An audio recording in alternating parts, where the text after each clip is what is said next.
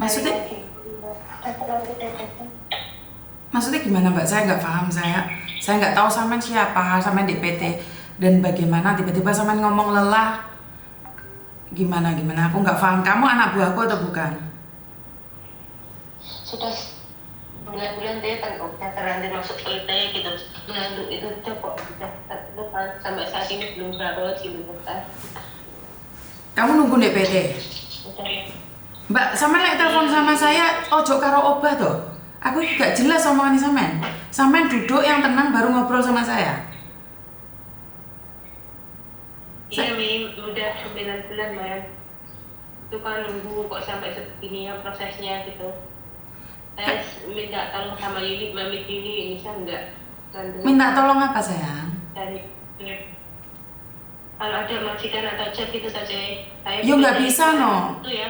Ya nggak bisa sayang. Kamu masuk PT lain, aku tuh nggak bisa ngambil kamu. Jadi kalau kamu masuk PT lain itu aku nggak bisa ngambil kamu.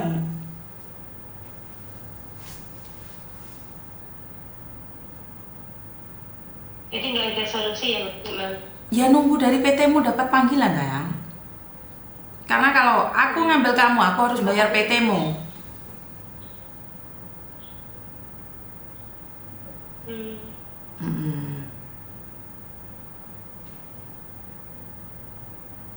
Makanya kan aku selalu bilang hati-hati memilih PT kalau mau masuk PT.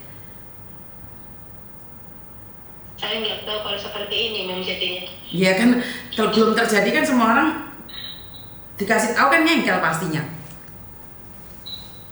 Bener nggak sih? Kan karena kita nggak kenal maka nggak sayang, ya udah nggak apa-apa. Kan ada konsekuensinya Mbak. Ya mau tidak mau ya harus sabar nunggu. Kamu keluar dari situ pun nggak bisa, kamu harus nebus. Kalau kamu mau cari majikan di tempat pun nggak bisa karena aku harus bayar kamu beli.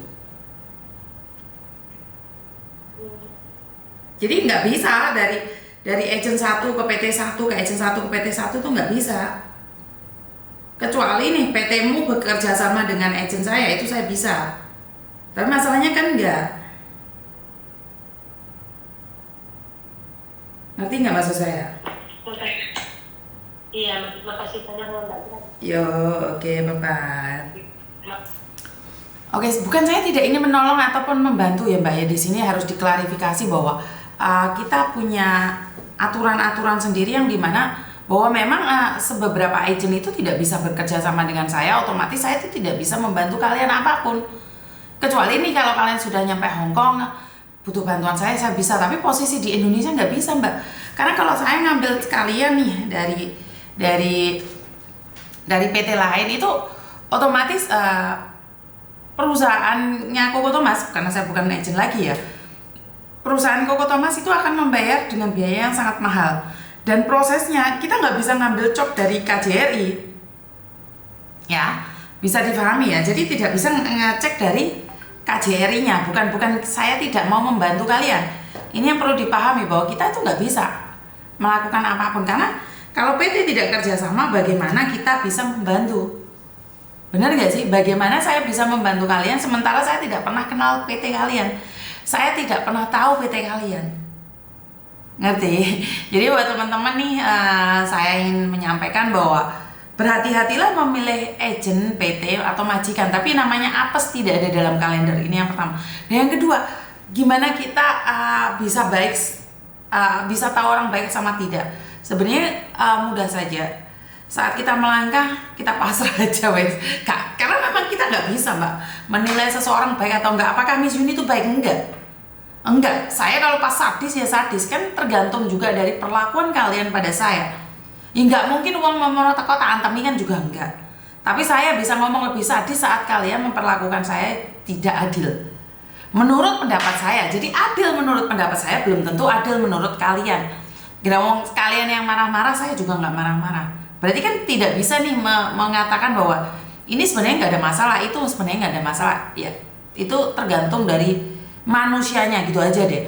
Dan saat kamu berbicara bahwa agentku itu sudah lama, aku sudah nggak kuat, aku nggak bisa, ya itu adalah pilihanmu karena ada beberapa PT yang sudah memang tidak terdaftar lagi, ada PT yang sudah di blacklist, tapi kan mereka izin operasinya di Indonesia masih ada. Jadi kan saya tidak ngerti nih bagaimana, karena sekali lagi nih tentang PT dan agent kerjasamanya ini sekarang saya sudah tidak begitu mengetahui lagi ya Mbak ya, karena sekali lagi saya bukan stafnya agent, jadi saya tidak ingin membuat runyam peraturan yang dimana saya tidak pernah tahu dan tidak pernah mengerti. Jadi saya bisa baca, tapi kan saya bukan pelaku di dalamnya, saya bukan orang yang eksekusi. Kalau zaman dahulu kala nih saya yang datang ke KJRI langsung, datang langsung ke imigrasi, dan saya ini cuman pendengar. Saya itu cuman pendengar, dan implementasinya, waduh bahasanya pada kenyataannya saya itu bukan staff agent, saya itu cuman YouTuber mendengarkan curhatan kalian, jadi sebatas memberikan solusi bagi yang mau. Bagi yang tidak mau dan tidak wajar, itu solusinya nggak bisa. Dan ada yang saya kasih solusi, tapi kan kadang-kadang ada juga yang saya tidak bisa memberikan solusi. Contohnya utang, ditipu, itu saya tidak bisa memberikan solusi, tapi saya memberikan harapan pada kalian agar jangan tertipu, lebih pintar lagi, lebih berhati-hati lagi. Jadi kalian punya harapan, aku nggak bakal ditipu nih, karena saya dengar dari Miss Yuni nih, kalau orang sok kenal, sok dekat, jangan digape.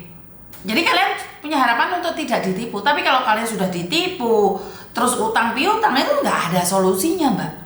Dan jika kalian sudah ditipu atau apapun terus minta bantuan sama saya, tidak 100% saya bisa membantu kasusnya. Bener nggak sih? Apalagi kasus kalian ada yang sampai dari 2017, nah sekarang 2023 baru nyari saya, dan data kalian sudah nggak ada, ya kejak guyon Mbak. Dan ingat, saya itu tidak sendiri. Saya itu cuman lidah penyambung aja sih sebenarnya. Lidah penyambung kalian. Kalau seperti Mbaknya kemarin bilang bahwa kalau di media sosial Miss Yuni kan langsung bisa didengar banyak orang. Kalau media sosial aku lah Miss, gak ono sing ngrungokno Miss, gak ono wong sing peduli Miss. Jadi Miss Yuni selalu berkata bahwa yuk kita berhati-hati dalam segala hal, dalam tindakan, dalam perilaku. Jadi, dan ingat, saya tidak bisa menjanjikan 100% bahwa saya akan membantu kalian dan goal. Tidak ya. Jadi saya hanya mampu berusaha dan berdoa. Semoga nih apa yang saya bantu, apa yang saya lakukan ini benar-benar bermanfaat buat kalian dan bisa memberikan petunjuk yang baik. Dan ingat, jangan marah kalau saya nggak bisa bantu ya. Kayak aku nggak bisa bantu kalian untuk bayar utang, itu marahnya jangan sama saya loh. Ya bisa dipahami sampai di sini. Jangan ngamuk-ngamuk deh aku ya. Dan itu aja dari saya, kurang lebihnya saya minta maaf, dan wassalamualaikum warahmatullahi wabarakatuh. Berkat Tuhan mengalir atas hidup kita semua. Semoga semua makhluk hidup bahagia, dan terima kasih. Bye-bye.